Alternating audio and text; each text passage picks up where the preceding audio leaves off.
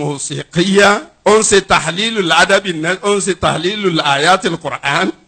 bí wọ́n ṣe ń ṣe tahlilu adab àwọn abúlé fòzánù àwọn sọ pé wọ́n yìí sọ sí Qur'an níbà wọn àmọ́ fil manhaj wọn ò sọ kankan nípa rẹ̀ wọ́n yìí sọ kankan nípa ikhwan àwọn ikhwan wà nù àwọn tó dá ilmu lẹ́ Saudi Jami'at Ummul Qura ikhwan ló dalẹ̀ àwa wà ń bẹ́ẹ̀. Kuliya sharia ló ń jẹ́ ńgbà náà lọ́hùn ńgbà tí Muhammad Kutubu wà ń bẹ àbúrò Sayyid Kutub tí ó bá sọ̀rọ̀ báyìí kò ní sáàyè mọ́ bí yáàyè ṣe fẹ́ ni gbogbo àwọn kibaru ulama Saudiya akhadhu minhum ìyẹn wá sọ pé kí àtọ́wò mọ́ sọ kó mọ́ sí lọ́dọ̀ wọn ó wà dáadáa ó wà gẹ́gẹ́ bí àfa àti sọ sirriyatu tanzib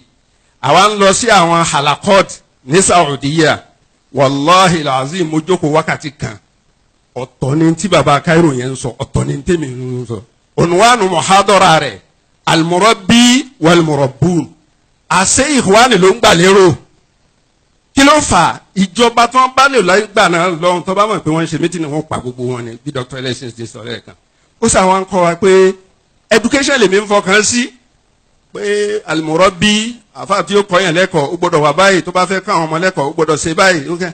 nígbà tá a wá jáde tán mo ní kí ni adúgbò yẹn ni kò yí ọ ni kò yí ọ síyáda là ń ṣerú gbogbo eléyìí náà sirriyatu tanzim àṣejù lè wà ń bẹ àmọ́ kò sí láì fi àwọn tó ń ṣe ìjókòó tá a jókòó yìí náà wọ́n pílánì rẹ̀ fún bí oṣù kan ní kíní kó tó di pé ní àwa ń lò báyìí àṣejù wà ń bẹ lọ́dọ̀ táwọn tiwa Nàìjíríà náà àṣejù wà ń bẹ àwọn àfáà wa tán kọ́ wa ń kí tán gbà wá láti bí báyìí àṣejù máa ń bẹ ń bí omi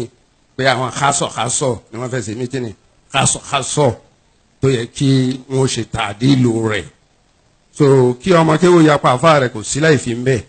ẹnu pé kákànjọ wò ó ká dúró ní wàsàtíyà bí Dr. Alaro ti sọ lẹ́ẹ̀kan àwọn tó ń ṣe mùsùlùmí ni wọ́n máa ń sọ pé ìhùwánu ló ń dá Boko Haram international lẹ̀ o àwọn ìhùwánu kọ́ o ó lè jọra wọn àwọn ìhùwánu kọ́ rárá ṣèbí ànsẹ̀ tí wà lọ́wọ́ àárín Christian tó gbásí pé ilé ìgbúgbọ́ tó sì ń pera rẹ̀ ní ISS àbíkú wọn ti ń pè wọn so àṣìṣe wà lọ́dọ̀ wọn fi tanfidh ó wà dáadáa ṣùgbọ́n kò tó bí àwa ṣe mú kádàkùn tó rọ lọ́hùn kí Dr. Elections sọ̀rọ̀ kan lẹ́ẹ̀kan gbà tí ìjọba dìde ní 1930 2040 kèfèrí kún ò tẹ́ fẹ́ gbọ́rọ̀ Islam rárá àwọn ẹni tó ń sún Islam mọ́ wọn ni nígbẹ̀yìn gẹ́gẹ́ bí Ibn Rajab ti sọ tàrájà àbíyàwó wà ó dúró fún pé kò tàrájà so èyí tí ó dáa fún àwa mùsùlùmí àwa tá à ń ṣẹ̀ṣẹ̀ ń dénú Rabbana pé Ọlọ́run kó bá foríjì gbogbo àwọn tí wọ́n ti kọjá lọ níbi kùdìẹ̀kùdìẹ̀ wọn. Jazakumullahu kulla khair Ọlọ́run san àwọn àfáwà ní ilẹ̀sàn dáadáa torí ìjókòó wa yìí ìjókòó ẹ̀kọ́ ni nígbà tá a sì pé ní ìjókòó àpérò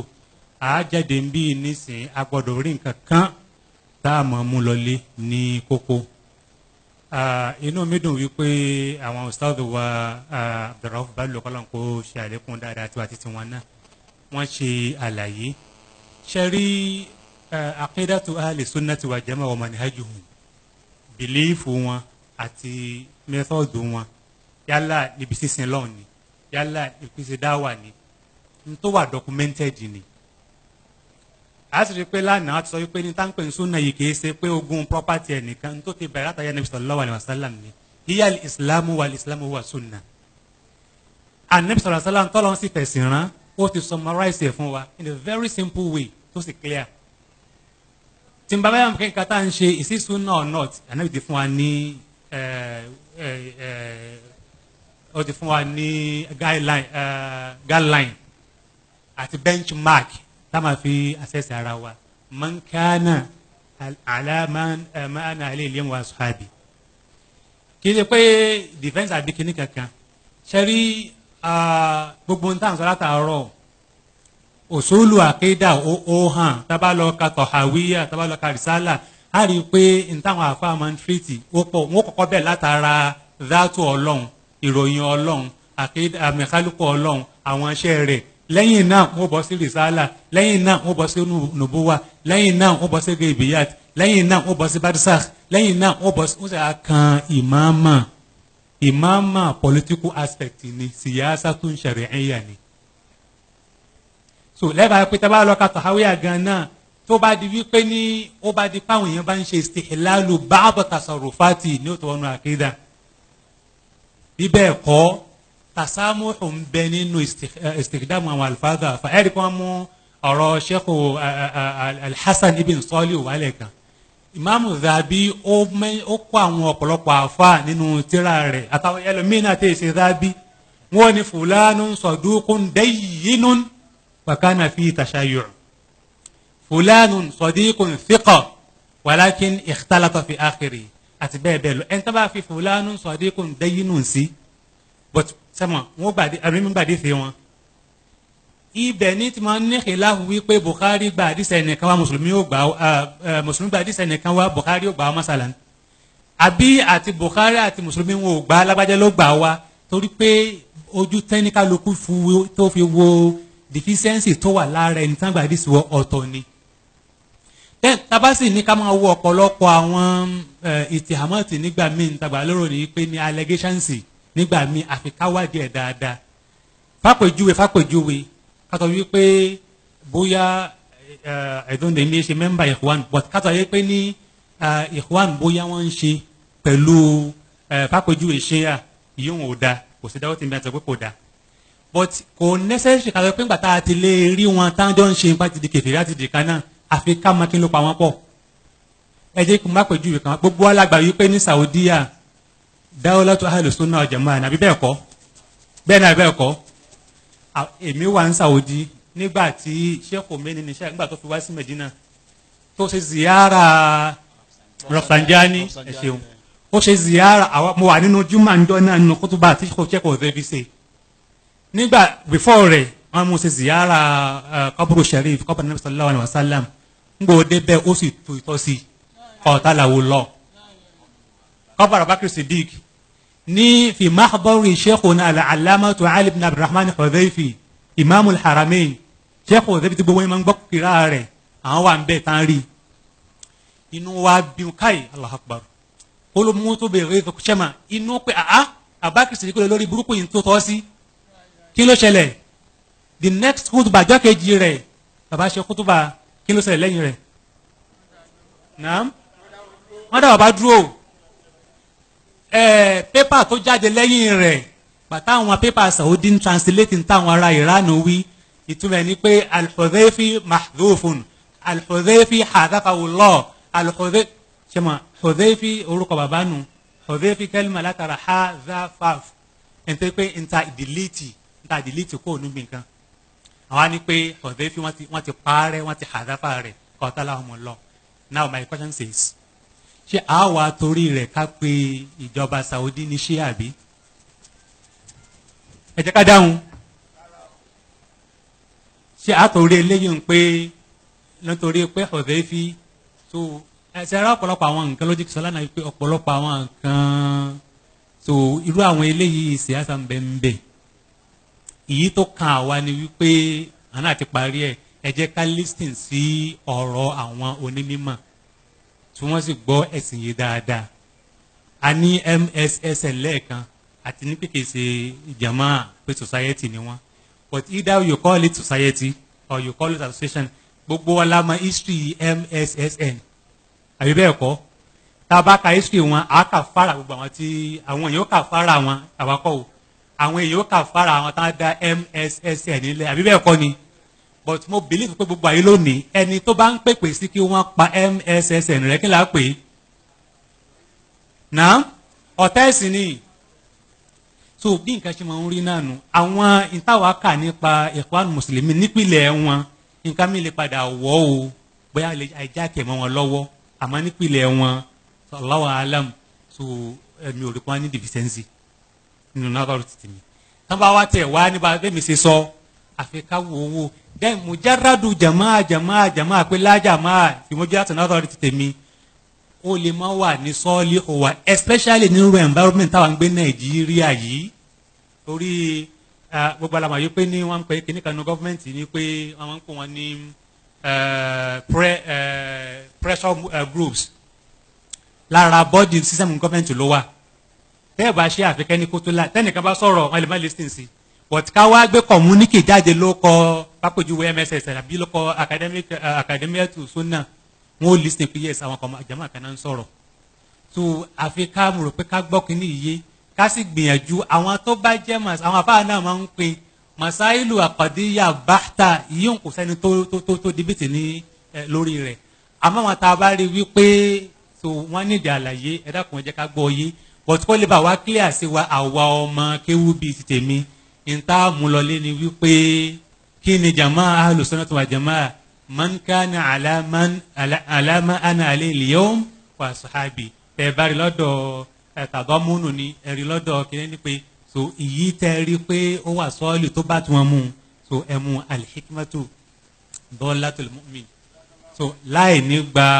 kúfúrú láì ní gba bídà àbàkátì má gbà wípé ní interpretation wọn á sọ kìíní kan lẹ́ẹ̀kan wípé àwọn èèyàn pé kó lò bídà dọ̀làlà sàpá àkànná ni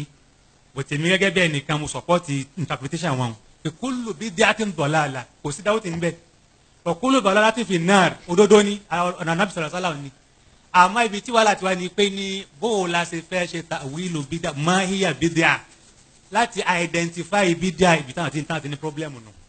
ìṣe ìdíkàlù nǹkan tí èṣe bídà sínú bídà problem ti wọn nù bọ̀ pé láwùjọ àná sọ̀rọ̀ sálà tó sọ wípé ní kullu bid'atin dalalah sọ fa kullu dalalatin finnar ó wá kú wípé ṣé bá a ti jòkó yìí nísìn ṣé bídà ni àbí kì í ṣe bídà ẹ dáhùn bídà ni bídà kọ́ abẹ́gbẹ́ ni ní wọn tó bá jẹ́ gbẹ́ kálọ̀ sàn yẹn lẹ́sẹ̀ rẹ̀ abẹ́lẹ́ àwọn kọ́lọ́n kó sàlékún ìmọ̀nà wa ní khilafu weird expression mo rò pé ó yàtọ̀ àwọn ìṣe àkọ́wá náà wọ́n ṣètò àlè kátó nípa ẹ̀. èmi náà sáré lọ́rọ̀ kan. أعوذ بالله من الشيطان الرجيم بسم الله الرحمن الرحيم والصلاة والسلام على خير خلق نبينا محمد وآله وصحبه وسلم تسليما. adúpẹ́ fún mujama sunna gbogbo àdúrà tí wọ́n ṣe fún wọn Ọlọ́run ó ṣe ìgbàdúrà rẹ̀ in fact majma sunna ó dùn mí tí ìwé tán fi pè mí òní ló read ìmọ̀ pé mo ti ń lù sí ní àtàná but alhamdulillah mala idrak kullu èmi náà bá tòní. mo dúpẹ́ fún àwọn àfáà méjèèjì tí wọ́n ṣe lecture but tí wọ́n emphasize fún àwọn ikhwan àwọn èèyàn ọmọ ìyá tí mo fẹ́ kí ẹ dìmú òun náà ní ilmu pé kéèyàn lọ wá mà ẹ rí i pé gbogbo ọ̀rọ̀ tí wọ́n ń sọ látẹ̀kan ìmọ̀ ń takora wọn ni ìmọ̀ ń sọ̀rọ̀ so kéèyàn ó fẹ́ belong kó fẹ́ ṣètò ọlọ́run àfikọ́ lọ wá mọ̀ ọ́ àfikọ́ lọ wá kì í ṣe kéèyàn máa fẹnu jẹ́ àbí kéèyàn máa lo hamasa kéèyàn máa lo pé ìsà ṣe kínní mo fẹ́ ṣe ìyẹn gbọ́dọ̀ wá mọ̀ ọ́ tó bá fẹ́ jẹ́ àlùsùnà iná ni àwọn àfáà tí wọ́n sọ̀rọ̀ tán wọ́n emphasize fún wa gbogbo àwọn tí wọ́n ń sọ yìí ló yẹ ká mọ̀ irú kí ni wọ́n ń sọ kí ni wọ́n ń pè wá sí ká fi lè mọ funfun níbi dúdú nítorí Ànábì sallam ó sọ pé taraktukum al-mahajjati bayda layluha kanahariha Islam ò rújú àmọ́ àwọn ìgbà tí àwọn ìròrí eríṣiríṣi ìròrí philosophy falsafa tí ò sí ní àsìkò àwọn sahaba ridwanullahi ta'ala alayhim ló dá gbogbo wàhálà yìí lẹ̀ so tí mo wá fẹ́ fi kún un tó fi sì kejì ni pé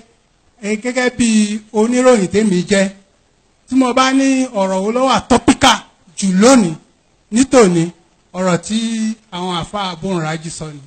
nítorí pé lásìkò tá a wà yìí internationally a mọ̀ pé wàhálà ń ṣẹlẹ̀ láàrin àwọn ìlú Islam pọ̀tọ̀pọ̀lọpọ̀ kò yé wọn wọ́n sọ pé kí ló lè ṣe Saudi Qatar ìlú mùsùlùmí Saudi ìlú mùsùlùmí but attention ẹni tí wọ́n sọ̀rọ̀ yìí ẹni tí wọ́n sọ fún wa yìí ó yóò jẹ́ ẹni tó bá gbọ́ yóò jẹ́ káwọn pé àṣẹ nǹkan ń bẹ o nǹkan ń bẹ nítorí pé ẹ jẹ́ kí a tún emphasize kìíní kan tẹ́mi fẹ́ emphasize ni pé tí a bá ń sọ̀rọ̀ ẹgbẹ́ tí ẹgbẹ́ bá jẹ́ social club ẹgbẹ́ ìṣìmáyí kò ní wàhálà púpọ̀ àmọ́ tẹ́gbẹ́ bá lọ jẹ́ akídí tí bá ti ní pírọ́blẹ́mù ní àkídà tákídà wọn bá ti yapa sí tàwọn sálàf kò sí gbogbo kan tó lè máa jẹ́ ó yẹ ká lè wà bold gbogbo ọ̀rọ̀ tó lè wù kán ní ó lè yẹ ká lè wà bold láti point out pé nǹkan lọ tó bí ìṣe wọ́n kù sí bí kódà bí wọ́n bá ní 99% oore tó a jẹ́ pé 1% láburú tó wà mo èmi gbọ́ lọ́dọ̀ ṣe kọ̀dọ̀ nínú àwọn ọ̀rọ̀ rẹ̀ tí mo kà wípé àwọn sáìsì àbí kí wọ́n pè wọ́n wípé lìlásà ṣẹ̀dí pé látara Ikhwan Muslimun wọ́n ti jáde Ikhwan Muslimun wọ́n láwọn ó sọ ṣé kọ̀dọ̀ wí sọ so ó yẹ ká mọ̀ yìí pé àwa tá a bá wà nù ẹgbẹ́ tọ́jú mọ́ Ikhwan Muslimin ká lọ ṣiṣẹ́ lérí àyàn eré àkídì yẹn ká lọ sí ká sì má tijú láti máa pọ́ǹtì out wípé ibi tí wọ́n kù sí ni tá a bá lè pọ́ǹtì tàwọn Ikhwan Tabligh tá a lè pọ́ǹtì àwọn jàmíyà táwọn náà ń lọ súnà ó yẹ ká lè máa pọ́ǹtì ti Ikhwan Muslimin náà jáde wípé aburú tiwọn náà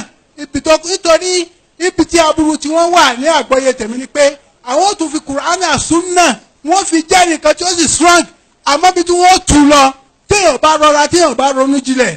èyàn rò pé àwọn gan ni ọ̀nà gidi tá à ń bára wa sọ lónìí òun ni tọ̀ríkà sàlàfíyìn gbogbo ẹgbẹ́ tó bá tẹ̀lé ọ̀nà òun iná ní ká tẹ̀lé gbogbo ẹgbẹ́ tó bá ti lè mú kankan yapa síbi ọ̀nà òun ká ṣọ́ra o. Assalamu alaikum. Akícha mọ̀nà wa ọlọ́run bá kó bá a san ó lè san dáadáa. Nínú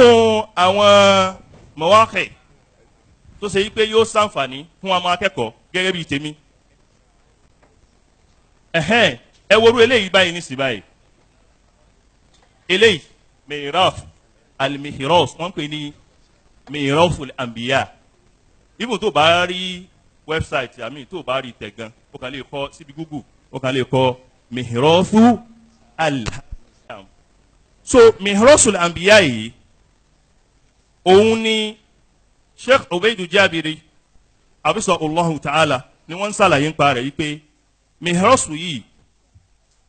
ibi tí ọmọ akẹ́kọ̀ọ́ tó ti lè rí ẹ̀kọ́ kọ́ láì ṣe pé tí ò ní sí masaka tí ó sì ní sí kólfà ń bẹ̀ ni torí pé Mi'raf yìí bá ṣe máa ń ṣe ni pé bá ṣe máa operate lélẹ̀ lójoojúmọ́ làwọn dùrúsù ń lọ níbẹ̀ ní bíi nígbà tí Shawwal pé 20 Sheikh Muhammad Madkhali wọ́n ṣe lecture kan àwọn ṣe ní Dammam bẹ́ẹ̀ ṣe ń ṣe ní Dammam lọ́wọ́ lèmi náà sì ń gbọ́ wọ́n ń sọ̀rọ̀ nípa pé al-farqu bayna al-ulama as-su' wa ulama as-salihin ni wọ́n ń ṣàlàyé nípa rẹ̀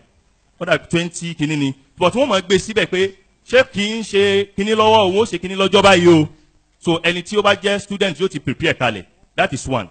ẹlẹ́ẹ̀kejì tún ni pé wọ́n máa ń ṣe àwọn dàwúrà tó máa ń lọ lóṣìíríṣìí tó yẹ pé wọ́n ti sọ kalẹ̀ pé dàwúrà yìí yóò bẹ̀rẹ̀ lọ́jọ́ báyìí o á ta tíra báyìí o bóyá tíra tá a kà òun ni manhaju salikin ti imam Sheikh Nasir Abdurrahman Saadi òun la máa kà so wọ́n ti sọ kalẹ̀ so ìmọ̀ ń lọ bẹ́ẹ̀ so báwọn dòrúsù yẹn sì máa ń lọ bẹ́ẹ̀ nìyẹn ṣé wàá rí i pé nísìnyí báyìí kì í ṣe pé ń tà ń sọ fáwọn èèyàn ni pé kí wọ́n jòkó ti IT rárá o àwọn ulama àjọjọjúmọ́ ni wọ́n ń bá ẹ̀kọ́ lọ ìgbà tó ṣe pé táwọn èèyàn tó ṣe pé ojoojúmọ́ náà làwọn èèyàn náà ń lo gbogbo kinní wọ̀nyí so àǹfààní ó ń pọ̀ ń bẹ̀ gan lóríṣiríṣi bẹ́ẹ̀ dẹ̀ ni wọ́n tún láwọn míì náà tó ṣe pé wọ́n ti rẹ̀kọ́ọ̀dù kalẹ̀ síbẹ̀ tó ṣe pé téèyàn bá dé bẹ̀ èèyàn ó rí wọn bẹ̀ àwọn oríṣiríṣi àwọn àǹfààní ó wà ń bẹ̀ so èyí ò ń bá wọn. tá a bá gbàgbé léyìí tó lọ náà mo ṣàlàyé nípa eléyìí náà ó ní English gan tí àwọn àrọ̀ ẹni tó wáyé pé lọ́ba lòun bá gbọ́ ó wà lọ́tọ̀ ẹni tó wáyé pé English náà lòun náà bá gbọ́ ó láwọn afá mi náà tó ipá àwọn náà gbọ́ òyìnbó dáadáa tó sì tó yanjú so ẹni tó wáyé pé English lòun bá gbọ́ òun náà lè lọ sí sáìtì yóò rí ti abala ti English ń bẹ so ti àrọ̀bíyà náà wà bẹ́ẹ̀ ojoojúmọ́ ẹni dùrúsù ń lọ ní ibẹ̀ so ìyẹn bẹ́ẹ̀ tá a bá gbàgbé eléyìí tó lọ náà mo sọ̀rọ̀ nípa sáìtì kan náà tó ń pè ní Saidul Fawaid yẹn àwọn kútùbù ni wọ́n kó síbẹ̀ ń tiẹ̀ ọdún àwọn maqalati náà wà ń bẹ̀ o àwọn kútùbù yẹn ó wá ní àwọn aqsam akida tawhid ó wà ń bẹ̀ àwọn nǹkan tó jẹ́ pé tó jẹ́ mọ́ hadith ó wà ń bẹ̀ so wọ́n tó lóríṣiríṣi ni àwọn rudud ilmiya tó ṣe yí pé àwọn nǹkan tí ń rú ọ̀pọ̀lọpọ̀ èèyàn lójú àwọn shubuhat ẹ̀sìnkẹ́bẹ̀ ó wà nínú sáìtì yìí náà ó dìpẹ́ndì lórí ibi tí èèyàn bá fẹ́ lọ níbẹ̀ tó yẹ pé èèyàn ó sì rí àǹfààní ní gbogbo ẹ rí i pé mo sọ náà ní last year náà yìí pé kọ́dà ọ̀pọ̀lọpọ̀ àwọn tíra Dr. Alarogan ibẹ̀ ni èmi ṣe padà rí ọ̀pọ̀lọpọ̀ nínú àwọn tíra àwọn tí wọ́n kọ ó wà ń bẹ̀ so àtàwọn míì náà tó yẹ pé ó pọ̀ rẹpẹtẹ tó ṣe yí pé ọmọ akẹ́kọ̀ọ́ instead tí kálukú fi máa waste àsìkò rẹ̀ káàkiri tí ó sàǹfààní ń bẹ̀ yóò kéwú tààrà so ń bẹ lóríṣiríṣi bẹ́ẹ̀ so àti wá ṣe bẹ́ẹ̀ ó dàbí wọ́n pín fún àwọn èèyàn ní eléyìí tó lọ.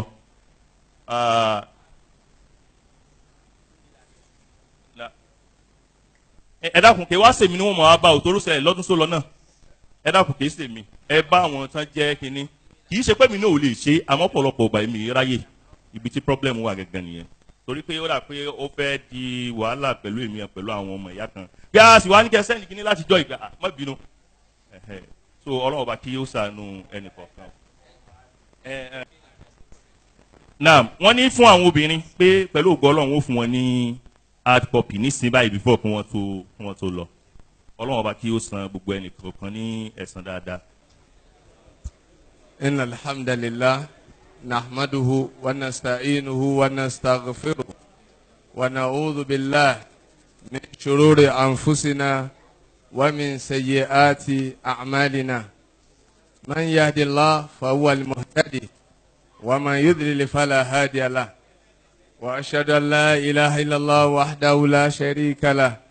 wa ashhadu anna muhammadan abduhu wa rasuluhu sallallahu alayhi wa ala alihi وصحابي وسلم أما بعد فإن أصدق الحديث كتاب الله وخير الهدي هدي محمد صلى الله عليه وسلم وشر الأمور محدثاتها فإن كل محدثة بدعة وكل بدعة ضلالة وكل ضلالة في النار السلام عليكم ورحمة الله وبركاته أدوكم فون الله وبركاته ìkẹ́ ọlọ́run lọ́lọ́run kọ́ mọ́ bá òjíṣẹ́ ńlá Muhammad ìjùkúlẹ̀ tèyí tó kàn nísìnyí òun náà ni anaduwa kí a tó lọ síbẹ̀ a kí àwọn àfáwà tí wọ́n wọlé àwọn sheikh wa tí wọ́n jẹ́ chairman ìjòkólẹ̀ mọ̀tàkọ̀ ti ọdún yìí tí Majma'u Sunnah ń parí rẹ̀ lónìí ọlọ́run kó tún jẹ́ tọdún tí ń bọ̀ ọba dín dáadáa ó sì gbà lẹ́sìn fún wa ẹnjọ anabi wa Muhammad agbárin tí a fẹ́ lọ nísìn òun náà ni ti anaduwa níbi tá a ti máa fi ọ̀rọ̀ wá àwọn àfa wa ní ẹnu tí a sì máa béèrè àwọn àlàyé ẹ̀sìn nípa rẹ̀ àmọ́ ẹ dákun irú àwa tó yẹ pé tíṣà làwa tá a máa kó àwọn ọmọ sínú kíláàsì àwọn ọmọ ìṣòro tí máa ń bẹ béèyàn bá ti jòkó báyìí torí pé ọ̀pọ̀lọpọ̀ ọpọlọ ni ó jòkó báyìí nísìn ọpọlọ mi máa ń fò bígbà tí aláàárín nǹkan tẹ́ ẹ ti fẹ́ sọ̀rọ̀ délẹ̀ yóò sáré rò débẹ̀ ìgbà tí ń sáré rò lọ síbẹ̀ yẹn ẹ̀ tí ì sọ délẹ̀ yọba sì gbọ́ ìdí eléyìí ni irú nádùúwà báyìí máa fi wá léyìí tí wọ́n máa wá béèrè rẹ̀ wọ́n sì máa fún wa ní ánsà ní ṣókí ìyẹn ló fà tí wọ́n fi léyìí kásẹ̀ gbogbo ìdánilẹ́kọ̀ọ́ àti pépà tí àwọn àfáà ti ń ṣe fún wa bọ̀ láti àná àwọn àfáà tí wọ́n bá wa dá sí ìjòkólẹ̀ tóní ní apá ọ̀tún mi àwọn fadilatu Dr. Abdulwahab Muhammad Jami ẹlẹ́sìn ẹ̀kí àwọn jama.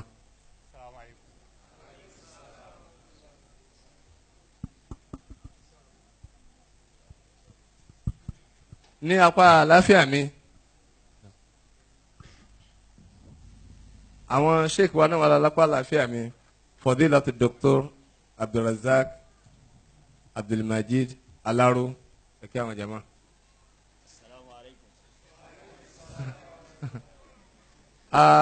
ní apá ọ̀tún mi a lọ sọ́dọ̀ àwọn Dr. ẹlẹ́sìn Dr. Abdulwahab Muhammad Jami ẹlẹ́sìn alùsùnà ọ̀dà mo rí pé gbólóhùn yìí gan pẹ̀lú ọlọ́mọdé lómi òfin lálàá mọ́júmọ́ lónìí alùsùnà wàlìjàmá kí ni à ń pè ní alùsùnà wal jamaa bisimilah. alhamdulilayi rabbil alamin arrahman arrahim maliki yawmiddin wassalatu wassalamu al-ataman al-akmalan ala nabiyyina muhammadin wa ala alihi wa sahabihi wa man walahum bi ihsani ila yawmiddin wa ba'du. lẹ́yìn tí a ti kí àwọn chairman wa tí wọ́n jẹ́ alqadi fi mahkamati shari'at al-istinafiyya bi wilayati Kwara honorable qadi Abdulrahim Ibrahim láti Kwara State Sharia Court of Appeal akínyìn káàbọ̀ akí àwọn àfa wa àwọn aṣíwájú wa Ustaz Dr. Ahmad Abdulsalam tí wọ́n jẹ́ Dean Faculty of Arts Professor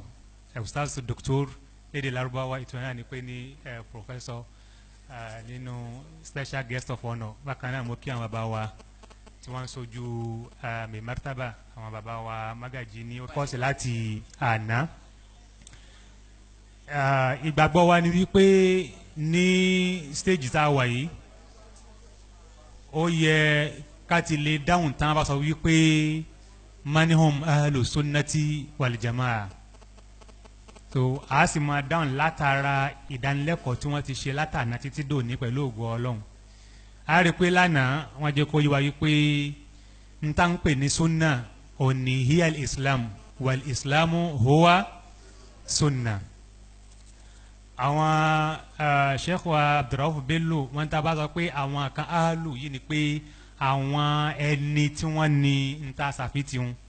A jẹ́ pé ahlu sunnati wa jamaa àwọn onísúnà àwọn ní Islam àwọn mùsùlùmí àwọn onísúnà náà ní mùsùlùmí àwọn wá ní jamaa ìdí tá a tán fi ń ṣe àfitì jamaa kún náà ni wípé Islamu a rí i pé kì í ṣe Ìlọrin ní Islamu ti bẹ̀rẹ̀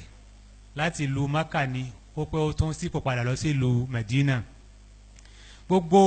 àlàyé àti ìkọ́nilẹ́sìn tó ṣiṣẹ́ ńlá Muhammad sallallahu alayhi wa sallam ṣe ní odidi tó súnmọ́ ọdún 23 òun ló padà di Islamu òun náà ló padà di sunna. Ẹ wá rí ìmọ̀ wá bọ̀ láti Maka Madina títí dé Ìlọrin gbogbo àná làmà bíbà tí yẹn fi iṣẹ́ rán yẹn ni tàbá ní pé a lè fi iṣẹ́ rán ní mọ́tò ní gáràjì ní ìsìn pé tó bá dé kó bá ń sọ fún lágbájá lẹ́kọ̀ọ́ ó kọ́ ọ́ lẹ̀ o ó sì fún ní ó ní àkọọ́lẹ̀ o àmọ́ kìí ṣe pé kọ́ọ́lẹ̀ pé ntọ́ jíṣẹ́ ní gbé fún ẹnu ló fi ràn. A rí wípé Yorùbá náà máa ní pé ọ̀rọ̀ òkèèrè bí ò bá lé kan yóò sì dí kan iṣẹ́ tá a fi rán yàn láti Ìlọrin lọ́sẹ̀kọ́ tá a kàn sọ fún létí so bó ṣe rí náà nù. Àmọ́ àwọn tí wọ́n gba ìsìláàmù wa gbogbo alamọ̀ yìí pé ní àwọn sàábé tọ́lọ́run ọba fúnra ara rẹ̀ tó ikọ̀ láti wọ́n pé yẹ̀sà àwọn eléyìí Ọlọ́run rẹ̀kọ́mẹ́ǹdì wọn pé àwọn òdòlò ni wọ́n. So kó tó wá di pé àwọn sẹ́yìn wà lákọọ́lẹ̀ so ó pẹ́ díẹ̀ láàrin àwọn ìkọ́ wọn lẹ́kọ̀ọ́ tí tó fi di pé ó wà lákọọ́lẹ̀ kó tó wá di dọ́pọ́dọ̀ wa ibi tí nǹkan ti ń ṣẹlẹ̀ nu. Ànábì sallallahu alaihi wasallam sọ fún wa yìí pé ní gẹ́gẹ́ bá àwọn tọ̀hún àwọn tó síwájú wa ṣe pín yẹ́lẹyẹ̀lẹ àwa náà ń bọ̀ wá pín yẹ́lẹyẹ̀lẹ wọ́n á bí pé èwo wá lọ́nà níbẹ̀ kí ni ìdáhùn rẹ̀ man kana ala ma ana alayhi al-yawma wa sahabihi gbogbo ẹnikẹ́ni tẹ́ ẹ bá wo ọ̀rọ̀ rẹ̀ wò tẹ́ ẹ wo iṣẹ́ rẹ̀ wò tẹ́ ẹ rí wípé ó bá nǹkan tóun náà ń ṣe lánàá àtàwọn sàábì òun ní táwọn àjọ ṣe alùsùnà ni ẹni tó bá ti yapa rẹ̀ kì í ṣe kí ni kì í ṣe alùsùnà láti wọlé ẹ̀ka wípé pẹ̀lú principle yìí is very simple so ẹ jẹ́ ká wé ọ̀rọ̀ àti iṣẹ́ ní kálukú lágbájá ò ṣe lágbájá ǹjẹ́ ń ti ń ṣe tó bá ń táwọn àtàná ṣe mà bí ò bá mu tó bá ti bá mu kábà tí ò bá ti bá mu àádánù bí June 12 ni Imam Malik sọ fún wa pé ní ma lam yakun yawma idhin dinan falan yakuna al-yawm dina ntí ẹ bá ti ṣe ẹ̀sìn láyé títí wọn kò lè jẹ́ ẹ̀sìn lónìí by implication n tó bá jẹ́ ẹ̀sìn lánàá láyé Ànábì sallallahu alaihi wasallam àtòjíṣẹ́ àtàwọn sàábì rẹ̀ ǹjẹ́ àlè yọ kó bí so àlè yọkù ní kúkúrú ni wípé ahlu sunnati wa jamaa àwọn ni ahlu islam wa sunnati walladhina yaltazimuna sunnata nabi sallallahu alayhi wa sallam wa sahabati kiram ala fahmi salafi salih àwọn tí wọ́n ń tẹ̀lé alukur'an àwọn tí wọ́n ń tẹ̀lé sunna tí wọ́n sì ń tẹ̀lé ìlànà àwọn sàábì ànábì gẹ́gẹ́ bí àwọn tí wọ́n gba kéwú lọ́dọ̀ àwọn sàábì ṣe gbọ́ yé gẹ́gẹ́ bá ṣe gbọ́ yé àwọn yìí ni ọlọ́run wa pa wá láṣàrà yìí pé ní udkhulu fi sílímì káfà àyè gbẹ́sẹ̀ kan wọlé ká gbẹ́sẹ̀ kan jáde ìtumọ̀ ẹni pé udkhulu fi sunnati káfà káwọnú sunna tapa tẹsẹ̀ wa kọ́lọ́n kó jẹ́ kí a bá níbi tí ó lérè wallahu ta'ala a'lam bis-sawab. alhamdulilah ìbéèrè tí àwọn dókítà wa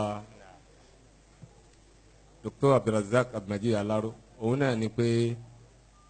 a fura pé àwọn kan ṣẹlẹ̀ lórí ká máa bá oníbídíà ká máa bá a ṣe ìmọ̀bù oníbídíà ṣe yìí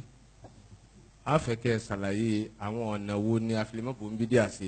nítorí pé ọyẹ́ kọ̀ọ̀kan bá a ṣe tàrífù bídíà náà tábà máa tàrífù bídíà tán gẹ́gẹ́ bá a ṣe máa tàrífù tani alùsùnà tábà máa tàrífù alùbídíà náà tán sẹ́yìn pé bidid yatabayyana al-ashya tábà máa tàrífù bídíà náà tán àtúní bídíà a wà á máa béèrè náà lábẹ́rẹ́ máa bá a dáhùn ẹ̀ pé bóò láṣẹ máa bá a ṣe torí pé láwùjọ wa yé mi fura kíní kan tó pọ̀ bóyá ẹnìkan ntòhún sọ ń pa fatiwa kankan ìwọ ọ̀fẹ́ bẹ́ẹ̀ àbí ìwọ ọ̀gbá bẹ́ẹ̀ ó sì rí i pé níjọ́ kejì báyìí yóò sì máa fi mú kí ọ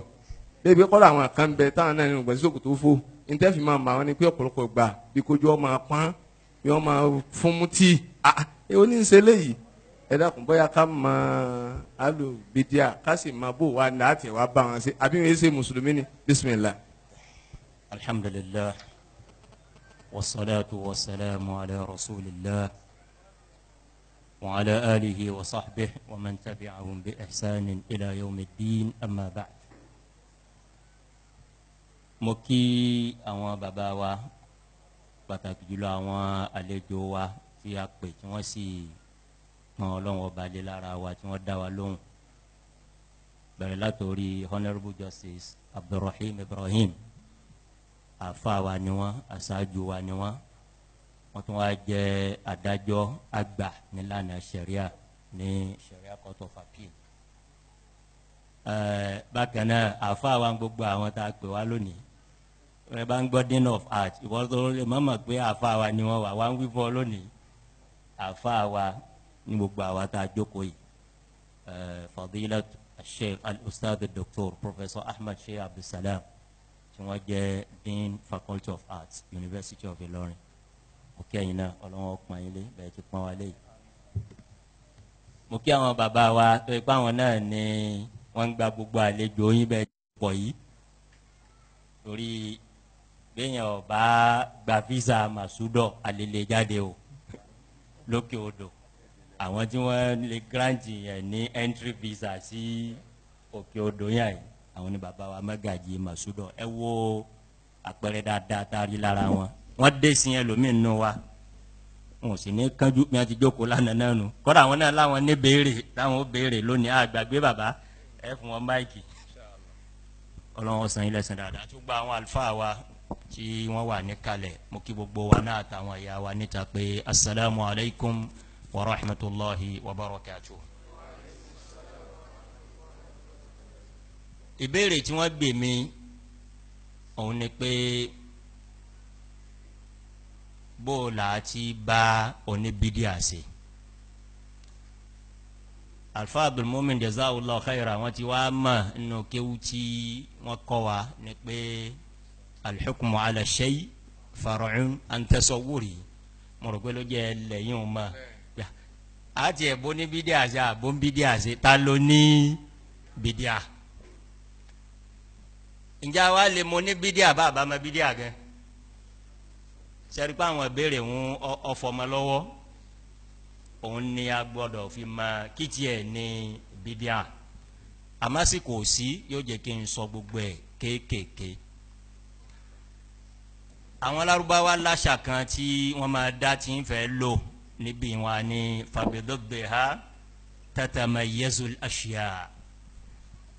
The easiest way ọ̀nà tó rọrùn jù láti ṣàlàyé bí nǹkan ti ń jẹ́ fáwọn èèyàn òun ni ẹ sọ kíni ẹ sọ òdìkejì rẹ̀ fún wa bó òdìkejì rẹ̀ bá ti yé wọn wà ní sọ ti mọ nǹkan báyìí òdì rẹ̀ ní tá à ń wí fún ọ òun ni bẹ́ẹ̀ yẹn bá lóun ọ̀mọ ẹ ti ń jẹ́ omi àti iṣẹ́ tí máa ṣe àwa ní sọ ọmọ náà àwọn ọmọ iná bẹ́ẹ̀ yẹn bá ṣàṣà náà nísìnyí tó sì kogi sí yóò jó ọ̀dà ẹ̀bùn mẹ́wàá lórí náà ti ń jò yọ sá mọ bí náà ti máa rí ọ̀yà ẹ̀bù omi lù ǹjẹ́ orí náà mọ́ ọ̀rọ̀ àti ìdàkejì ẹ̀ ní náà àti omi ẹ̀rí bí tí mo ń lọ ni pé alihamudulilayi dókítà ẹlẹ́sìn jazakallahu khaira wọ́n ti ṣàlàyé fún wa pé kí ni ń jẹ́ sunna sunna ta ni tanabuwa Muhammad sallallahu alaihi wa sallam tó ipò gan ni islamu bàbá ma tara wa lókun al-islamu huwa sunna wa sunnatu hiya al-islam ntí ń jẹ́ bídíà òun ni gbogbo ń tó bá tako sunna islamu tọ́lọ̀ ń fi rán anabuwa Muhammad sallallahu alaihi wa sallam òun ni sunna bá anabi ti kírun bá anabi ti gbààwẹ̀ bá anabi ti gbé ayé bá anabi ti ṣẹ̀sìn sẹ́rí gbogbo ń téèyàn bá ti ní nǹkan míì tó ń ṣe yàtọ̀ fún bá anabi ti ń ṣe yìí kí ni ń ṣe ni ń ṣe bídíà nù ń ti ń jẹ bídíà nù eléyìí ní elementary level kò lè láti gbọ́ yé bẹ́ẹ̀ but can move a bit to a higher level táwa lò ní bídíà torúpàrà àwọn ntọ́yẹ ká yanjú nù inú mi dùn pé ajókòó jókòó yìí but inú mi tún bàjẹ́ at the same time ìran mi létí ọ̀rọ̀ tẹ́nìkan sọ bí àwàdà yín wá ń pé limadha almuslimuna yakhtalifun wa ghayruhum yajtami'un èyí ṣe tó yẹ kí gbogbo bí a bá ti rá àwọn mùsùlùmí bá a ṣe pín fọ́dà ní máa wà ní èrò tiwọn bí a pín méjì lónìí bó la ṣe di mẹ́ta ṣé mẹ́rin ni wá nísìnyí bó la ṣe di márùn oní tí máa pọ̀ lọ́rọ̀ mùsùlùmí nù bàbá sì wà àwọn kejì àwọn ẹlẹ́sìn mi àwọn kirió àwọn yahudi ntọ́ jẹ́ hàmù tiwọn ni pé bá a ti ṣe kínni bá a ti papọ̀ bẹ́ẹ̀ bẹ́ẹ̀ bá wo kílà nẹ́bù Muhammad sallallahu alaihi wasallam wá ṣe èyí táwọn tọ̀hún ń ṣe gan-an òun là nẹ́bì ṣe tawhidul kalima min kalimati tawhid inú mo fi ní ọfẹ́ bà mí ló jẹ́ díẹ̀ but alhamdulilayi kò lè má rí bẹ́ẹ̀ náà a padà gbọ́ra wáyé náà alal madal ba'id torí n tà ń sọ yàtọ̀ uslubu lọ́kàn ṣe kínní lọ́kàn yàtọ̀ àpèjúwe tí mo máa mú wa ẹni tó bá ti gbọ́ rí kí n tó tún wí mo ní wọ́n wá bi àwọn àfa méjì ní béèrè kan àwọn méjèèjì wọ́n sì dáhùn kò sí èyí tọrọ ń gé nínú béèrè méjèèjì nínú dáhùn méjèèjì. su'ila al-aliman ma hukmu tariki salat ma hukmu tariki salat wọ́n wá bi àwọn àfa ńláńlá méjì pé kí ni ìdájọ́ ẹni ó fi irun lẹ̀ tí ò kí. fa ajaba ahaduhuma hukmuhu annahu kafirun ìdájọ́ rẹ̀ ní pé kèfèrí ni ó ti dọ́mọ náà wa hadha sahih ìdáhùn tó dáhùn yìí bẹ́ẹ̀ lórí torí ká Ànábì Muhammad sallallahu alaihi wasallam ní al-ahdu alladhi baynana wa baynahumu as-salat faman tarakaha faqad kafar níta Ànábì wí náà ló wí sallallahu alaihi wasallam fasu'ila al-alimu al-akhar wọ́n bí àfa kejì ní béèrè kan náà ma hukmu tariki as-salat kíni dájọ́ ẹni ó fẹ̀rún lẹ̀ tí ó kí hukmuhu an ta'khudahu ila al-masjid hukmuhu an ta'khudahu ila al-masjid hadha huwa al-farqu baynana. mo fẹ́ ká bára mo ti wí lánàá a gbọ́dọ̀ bára wa sòdodo ọ̀rọ̀ ibi tí yàtọ̀ wà láàrin wa ni mo fẹ́ assure yín ó lè má clear sẹ́yìn látọ̀dọ̀ ta ló jókòó ní ẹ̀jì ń bẹ̀ o Mala Abdulaziz àbí no Mala àtọ̀dọ̀ Mala Abdulaziz ló ti bẹ̀rẹ̀ ó sì fi parí àwọn organizers àtàwọn tó sọ̀rọ̀ ní wí o ó parí sọ́dọ̀ Mala Ishaq àti Mala Ibn Raji ń bẹ̀ o kò sí ìwání kan nù gbogbo wa bẹ́ẹ̀ bá ń dáwùtù ẹ̀ pé bóyá àwọn kan àbáwọn kan ń sọ fún yín clearly nísìnyí kò sẹ́lẹ́gbẹ́ kan nu gbogbo àwa tá a jókòó yìí bọ́tí yàtọ̀ wa ni pé ma hukmu tariki salat hukmuhu annahu kafir wa hukmuhu an ta'khudhahu ila al-masjid hadha huwa al-farq baynana wa ahsibu wal ilmu inda Allah ewola nabi senu méjèèjì nta nabi wa se lẹ́lẹ́kejì wọn sallallahu alaihi wasallam wallahi alazim tó bá pé nta nabi wa se ti na latala kọ́kọ́ ká jùlẹ̀ ká ṣe ìlàmù àwọn èèyàn bí ministry of information a ò rí wa iná lọ wa ò rí wa ọ̀sẹ̀sẹ̀ bẹ̀rẹ̀ rẹ̀ ni wallahi alazim believe me kò lè take anabi lọ́dún kan tí ó fi parí dáwà rẹ̀ kákan ha wọ́n lọ bí wọ́n lọ bí but kí ló dé ta anabi lo ọdún mélòó 23 years an ta'khudhahu ila al-masjid ìyàtọ̀ wa nù bẹ́ẹ̀ bá gbọ́ nǹkan mi yé mo fẹ́ clear doubt yẹn mala abdulrahuf malam ibn Raji wọ́n mọ̀ pé mi ẹsẹ̀ gbẹ́ wọ́n mọ̀ pé wọ́n gbogbo wa yìí náà wọ́n mọ̀ pé kọ́ Dr. Sharafu ẹsẹ̀ lẹ́gbẹ́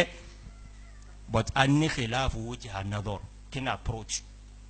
a kan define approach ni mo fi ní insha Allah ma'al waqt a padà gbọ́ra wáyé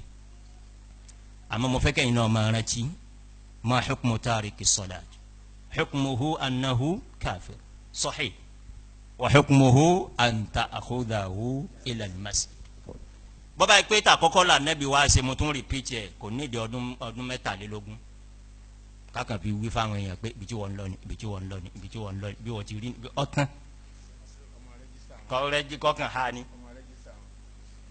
but manhaju ta nabi sallallahu alayhi wa sallam òun la lè summarize síbi an ta'khudhahu ila al-masjid. dr ẹlẹ́sìn ní ń dáhùn béèrè o lọ́dún kan àwọn kan tá a mọ̀ pé erikina bídíà ni wọ́n ìfẹ́ dákọ̀ wọn ẹ rántí yàrá yín la ló ń jọ̀hún ní Madina ọdún wọn gbà pé mi ní bóyá bíi chairman ní bàgbà ní bọ́tún lọ́dọ̀ wọn láti wá jókòó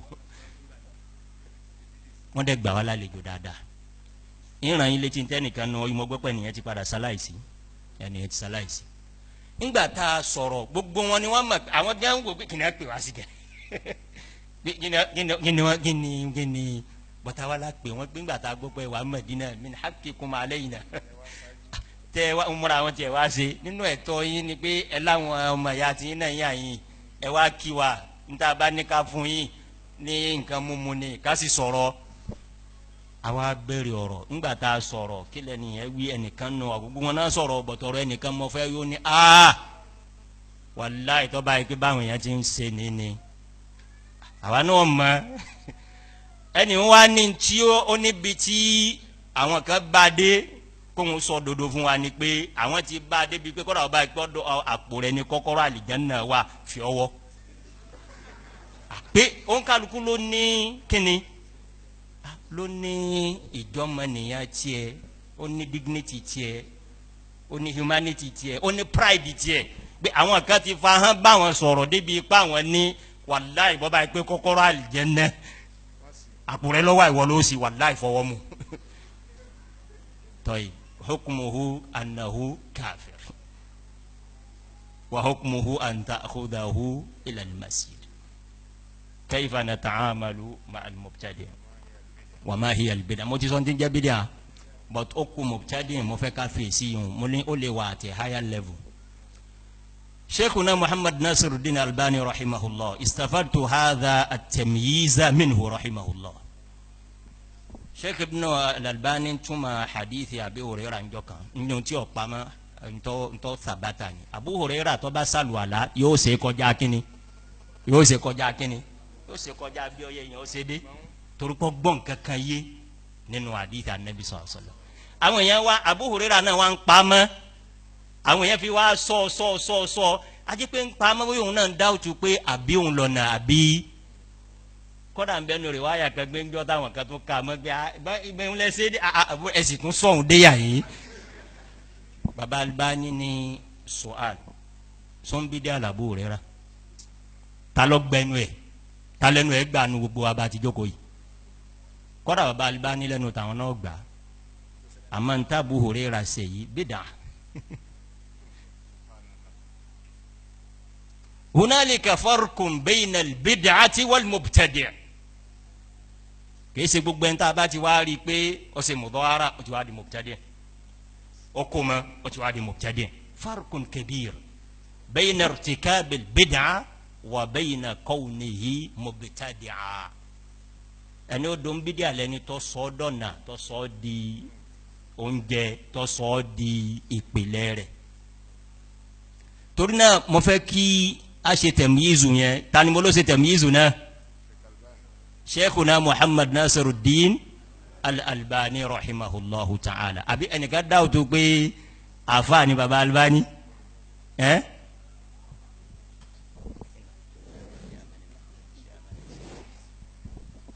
abẹ́nìkan dáwọ́ tó pé àfa ni baba Albani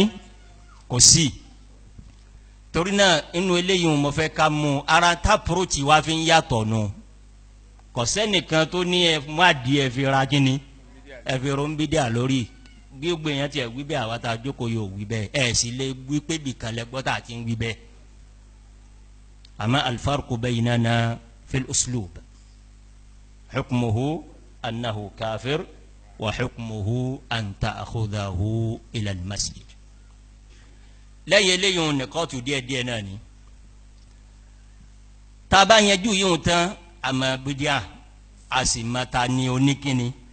ta ló ní bídíà bó la ṣe wá tàn á mọ́lá pẹ̀lú ẹni tá a tiẹ̀ mọ̀ pé oníkíni òǹbídíà ni pọ́nbélé èyí wọn gan lọ́rọ̀. ṣẹ́ra àwọn tí à ń wò pé wọ́n dúró lórí súnà òun ni mo ṣe ní ntí àwọn àfàlẹ́ Yorùbá ṣe ń jò ní tí wọ́n já lù súnà wọ́n kà wọ́n ní ení èjì ẹ̀ta ẹ̀rin wọ́n kà about 18 or 19 pé ẹni agbárí tí o gbé léyìí pé lára ẹ̀ òun súnà láàpẹ̀ léyìí abóníkíní abóńbídíà àwọ̀ sọ pé ó pé àpò ṣe kíni àpò pé kò ní í ṣe bídíà kálá àmọ́ ìjà lè lẹ́ẹ̀mọ́ pé ní huwa mubtadi' àbí irtakaba bid'a kama fassalahu al-imamu Muhammad Nasiruddin al-Albani rahimahullah. yín wàá fún yín lẹ́rìí mẹ́ta yín náà máa lọ tọ̀ nílé kọ́mọ́dà gbà pé gbọ́rọ̀ tèmi ni torí pé kò sẹ́ni tí wọn ó bínú wa á rí ọ̀rọ̀ àfa kan sásí lábẹ́ ara àdáwò wa nù. àmì mi bọ̀ rẹ̀ fún yín láti bí ó ti ga látọ̀dọ̀ anábùwà Muhammad sallallahu alayhi wa sallam.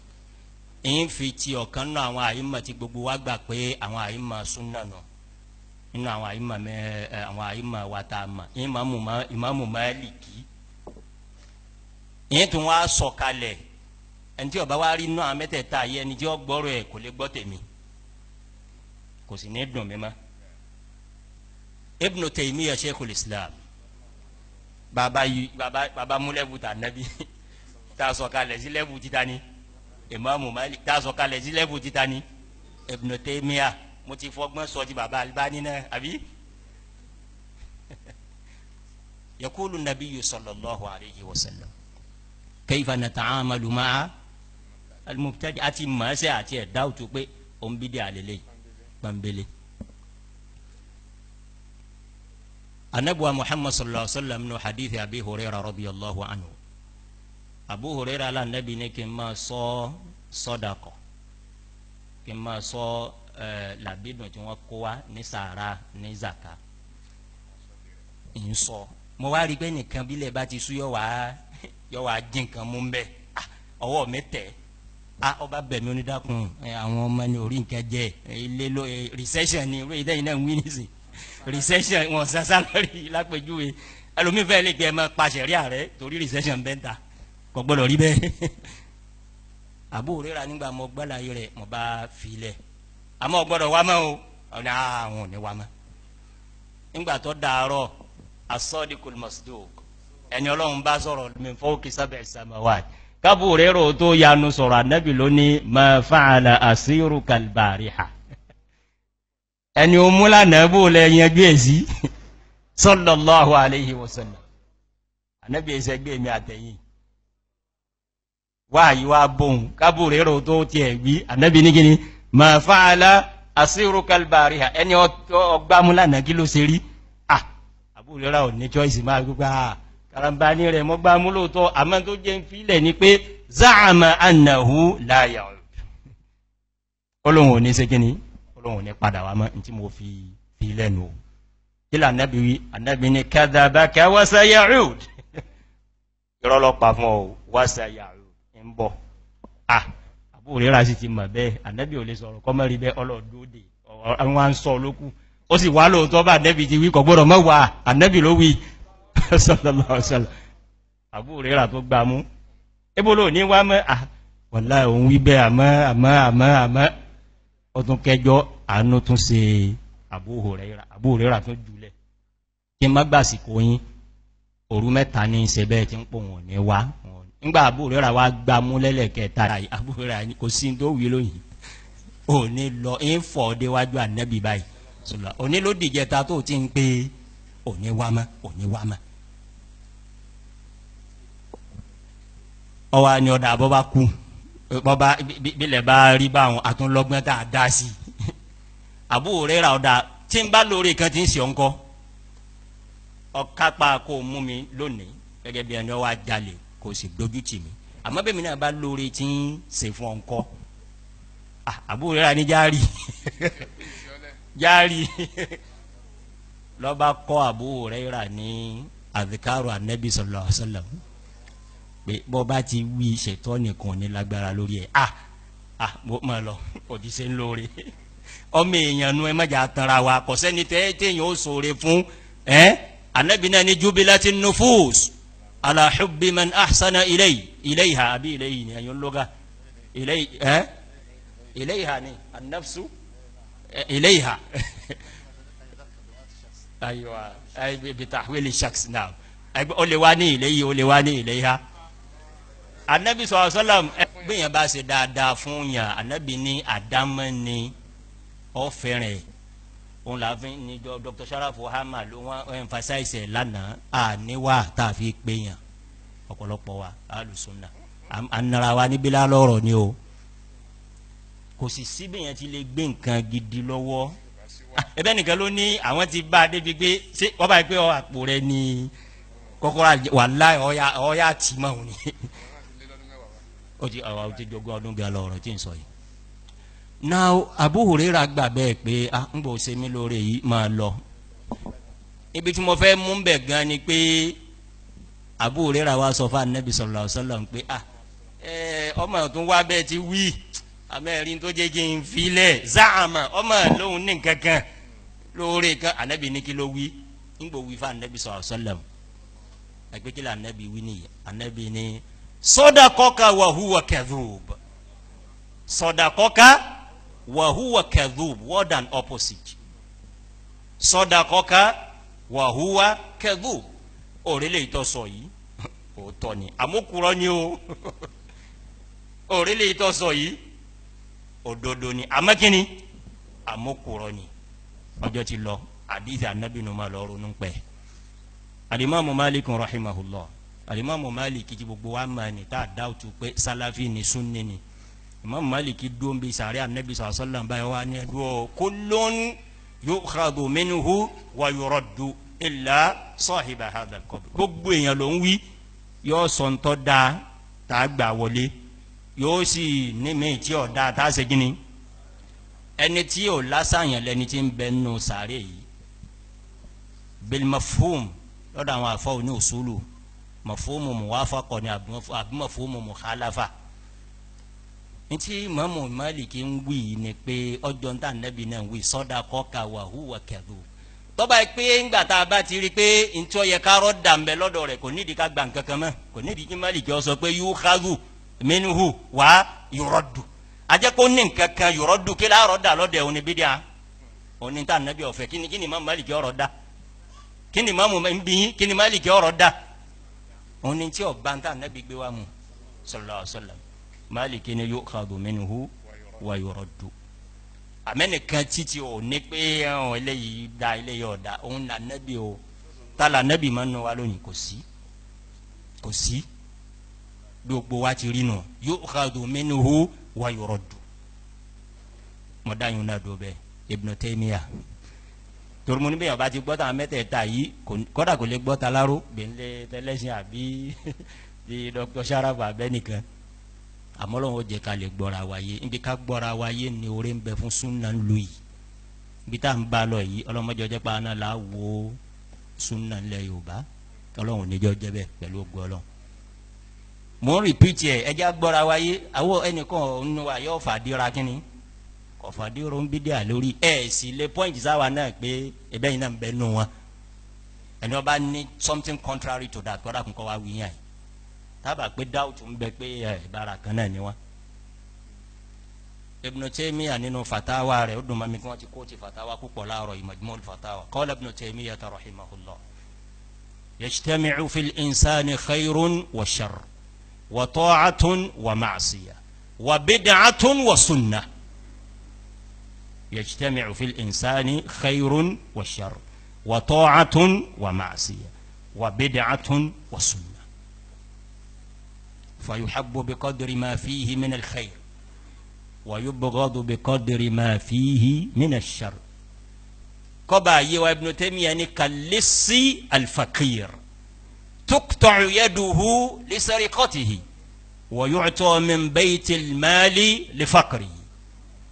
Ibn Taymiyyah ní méjì lè pàdé lára yẹn oore ń bẹ lára ẹ kíní sì tún bẹ lára ẹ aburú ìtẹ̀lé tọ́lọ́run ní lára ẹ yìí a sì tún ka mọ́bì kí n tún sẹ́lọ̀hún súnà ní lára ẹ yìí a sì tún kẹ́fìn bídíà lára ẹ èmi kí mo wí Ibn Taymiyyah ló wí Ibn Taymiyyah ní àwọn ni a fẹ́ràn rẹ̀ lódì wọn oore lára ẹ a sì jẹ́ ọmọ a sì jẹ́ ọmọ pé orí bí tó kù sí ní bọ́bá rí i pé à ń fúnjú fún ọgbà míì tá a bá gba tara wa o. sẹ́ni tí ó lóru manhaj Ibn Taymiyyah yìí ni ó sọ pé kiri yóò sàn ju tabiligi lọ ọ̀rọ̀kọ̀rọ̀ pé kọ́dà àwọn kírísítẹ́nì sàn ju tabiligi lọ láàfa tọpẹ́ rẹ̀ ló ń sunna. naam bí ọ̀rọ̀ àwọn khawariju ara mashakilu ọjọ́ ti lọ ni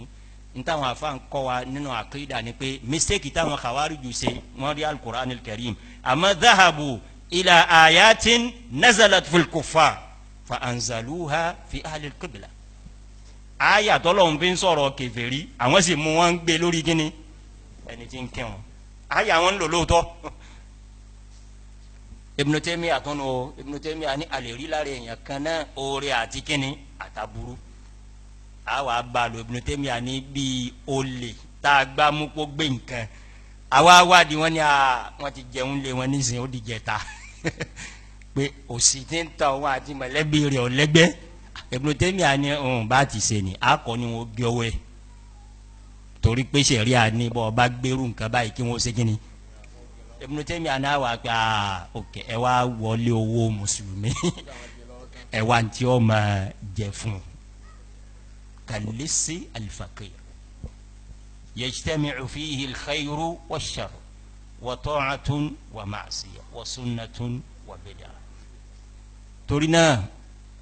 هذا ما ندعو إليه والله يا أولون نسي والون بدعة أولون سنجارة قد سيبواتينا but ẹjẹ́ wo min khilal nǹkan mẹ́tẹ̀ẹ̀ta tí mo wí fún yìí o ọ̀rọ̀ anabi ọ̀rọ̀ imaamu maliki ọ̀rọ̀ Ibn Taymiyyah rahimahullah bil idafa ọ̀rọ̀ baba Albani káfí ma bó la ta'amala pẹ̀lú àwọn èèyàn ẹnìkan bẹ tí ń pèrè lọ́lọ́run lónìí ẹnìkan bẹ tí o gbé ní bídíà tí ò ní kíni tẹ́ ẹ̀ ní ṣe ṣáàkù gbàá bí wọ́n bá ń wọ́ ọ ní bídíà kì í on bídíà ni wọ̀nyí bọ́tẹ́ nìkan iltazama kó alùsùnà lòun ṣe a sì rí e ní èjì ẹ̀ta àwọn àlùfáà ká wọn ní kọ́dà àrí tó 18-19 lára ẹ̀ ntọ́ba kù ká tún ṣe ni hukmuhu an ta'khudahu ila al-masjid akhiran àwọn àlùfáà wa tí wọ́n tọ́ wa ọlọ́run kọ́ mọ́sá àsán wọn lẹ́sàn dáadáa ní Nàìjíríà àti ní Saudi ọ̀pọ̀lọpọ̀ wa ní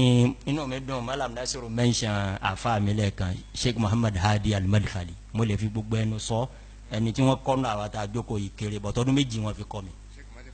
Sheikh Muhammad bin Hadi Al-Madkhali tí mo ìsúnmọ́ wọn púpọ̀ tí wọ́n máa sọ fáwọn èèyàn gan sheikh baba Rabi ni wi sheikh Muhammad ibn Hadi al-Madkhali ibi ibn ammi ni wọ́n jẹ́ sí baba Rabi ọkọ mi ọmọ tí wọ́n bí lọ́kọ mi sheikh Muhammad lòun náà ń jẹ́ Muhammad ibn Rabi al-Madkhali ọlọ́nkọ́ mọ́ sàásà àti baba Rabi yìí náà àwọn àlùfáà wa nìyẹn àmì mi máa ń sọ fáwọn èèyàn pé tọ̀bí àwọn kálukú yàtọ̀ọ̀tọ̀ àfa wa gbogbo wọn àmọ́ nature ṣe kínní nature yàtọ̀ọ̀tọ̀ ṣídà ń bẹ lọ́dọ̀ ẹlòmíì línu ń bẹ lọ́dọ̀ ẹlòmíì èmi wà ní gbàwòrán baba Bombasi kalẹ̀ ọ gbàwòrán àwọn tá a wí náà sheikh náà sheikh Rabi lápẹjù ọ gbé àwòrán tí wọ́n náà kalẹ̀ kò sí sàkó pé sálàfí làwọn méjèèjì àmọ́ láàrin tí mo wí fún ọ lẹ́ẹ̀kan ń wo ta ni hukmuhu annahu ta'ala wa hukmuhu an ta'khudahu. Wasalaamu alaikum wa rahmatulah. alhamdulilayi rabbil alamin ọlọ́run kó bá dúpẹ́ fún àwọn afáwà fadilatu Dr. Abdulrazak Abdulmajid Alaro ọlọ́run kó bá wa sọ ní ẹ̀san dáadáa gẹ́gẹ́ bí wọ́n ṣe sọ tí wọ́n bá ti mú tànẹ́bí ẹ ṣe oúnjẹ kátó kàtíkù tí wọ́n sì mú ti Imam Maliki tí wọ́n sì mú ti Ibn Taymiyyah bí wọ́n bá ti mú ti ọmọ mu tiwa náà àwa náà yọ̀ọ̀dà tiwa náà ọlọ́run bá san gbogbo kálukú ní ẹ̀san dáadáa ń lọ sọ́dọ̀ àwọn dókítà wa fadilatu Dr. Abdulwahab Muhammad Jami ẹlẹ́sìn ẹ wo bá a ṣe pọ̀ tó yìí dókítà mo tún fẹ́ kẹ́tún wo ẹ wá pọ̀ tún yín dáadáa ẹ tún wo apá yẹn náà kẹ́tún wá wò tàbí ẹ bá ráyè dé ta náà ẹ wo bá a ṣe pọ̀ tó yìí ìjókòólẹ̀ kan rèé o tó jẹ́ pé táwọn ẹ̀bá tún ni àwọn èèyàn tún tò ní ìjókòólẹ̀ súnà nílùú yìí tí wọ́n débi tí a páàkì ọkọ̀ sí lọ́hùn báyìí ẹ wá béèrè pé kí là ń gbèsè ló kọ súnà yìí nígbèsè ayé wa tó jẹ́ al-amalu jamai kò sí ẹ jẹ́ má pẹ̀lú yẹ kan wá ibi báyìí wọ́n kí jimá ń bẹ jimá ń wáyé níbí báyìí tó bá di àsìkò jimá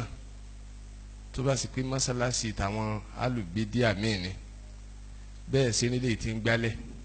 lẹ́mọ̀ nílé tí ó máa pọn mi lẹ́mọ̀ nílé tí ó máa ta tẹ́ǹtì tó bá sì pé mọ́sálásí ti alùsùnà ní lápèjúwe ṣe tó kakú bá wá ń dé báyìí yóò wá kó bàtà rẹ̀ yóò wá pa pẹ́pẹ́pẹ́ yóò wá wábì kan fi há yóò bàbá wájú ọmọ yẹn náà fìlà yóò wá délé àlọ́ àlá òun náà wá ní bomi ń bẹ̀ yóò máa béèrè omi lọ́dọ̀ ẹ̀ ọ̀dọ̀ ta ló ti ń béèrè omi ta ló gbẹ́gbẹ́ gbà níṣẹ́ pé kó máa pọn mi irú gbèsè ayé nu ọ̀fẹ́ ìjọ ta gọ̀ pẹ̀lú mi bá rí sọ o ẹ wà á rí màmú tó àìpé àwọn dókítà wọn wà kírun jimá fún ọjọ́ náà ni wọ́n lè wá máa wọ mẹ́sì pé tẹ́ǹtì wọn ò tí ì gábà wọ́n lè máa gbé tẹ́ǹtì pẹ̀lú tí wọ́n máa gbé fúnra wọn ń ṣẹlẹ̀ ní o. kọ́dà ìmáàmù ń gbà mí kọ́dà ó lè yẹ kó àwọn dókítà ó lè gọ̀ kadà ń gbà mí ẹ mẹ́pàá lóye mi pọ̀ jẹ́ mọ́ o kíní yìí ń bá yẹn ló jẹ́ pọ̀ ni o dókítà kẹ́hìn lè ṣe báyìí afẹ́ ra pósí jẹ́yẹ́tọ̀ ní sáré odò ń bẹ̀ ni ẹ dákun ṣe é bí ọlọ́run ṣe dá súnà nù àbíbà nẹ́bí náà ṣe ṣe nù ẹ dákun kíní yìí ń dùn mí pọ̀ nípa bismillah ẹ alámọ̀ jàmá. bisimilahi rahman rahim wa sallallahu wa sallam wa baraka wa ni'am ala nabiyina muhammadin wa ala alihi wa sahabihi wa sallam ọlọ́run kò san sheikh abdulmumin ní ẹ̀san rí wọ́n béèrè pé kí ni bóyá ká pè báyìí pé ṣé bọ́bítù ni àbí mafhumu al-amal al-jama'i inda ahli sunnati wal jama'a